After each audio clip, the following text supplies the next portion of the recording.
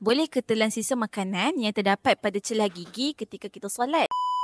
Kadang-kadang masa solat lah baru kita perasan ada sisa makanan rupanya dalam mulut kita. Jadi bolehkah kita telan? Sebenarnya, makan dan minum ni merupakan perkara yang membatalkan solat. Jadi, sekiranya seseorang makan ataupun minum ketika sedang solat, maka batallah solatnya. Termasuklah kita telan sisa makanan yang terdapat pada celah gigi ketika kita solat. Jadi, macam mana kita nak keluarkan sisa makanan tersebut ketika kita sedang solat? Kalau kita sedang solat dalam masjid, maka kita boleh ludahkan makanan tersebut pada pakaian kita ataupun menggunakan tisu dan juga kain jika ada. Tapi kalau kita solat di luar masjid, contohnya di dalam rumah, maka kita boleh keluarkan sisa makanan tersebut dengan meludah pada lantai pada sebelah kiri. Sebenarnya banyak lagi perkara-perkara lain yang membatalkan solat selain daripada makan dan minum ni. Ilmu ni sangat penting supaya dapat memastikan solat yang kita lakukan setiap hari adalah solat yang diterima dan juga sempurna. Nak tahu penjelasan lebih lanjut mengenai perkara yang membatalkan solat, Madakhal ada sediakan pelbagai bidang ilmu, termasuklah modul Fardu Ain yang membolehkan kita belajar pelbagai cabang ilmu, termasuklah ilmu mengenai solat. Tunggu apa lagi? Download aplikasi Madakhal sekarang dan jadikan Madakhal sebahagian daripada perjalanan ilmu anda.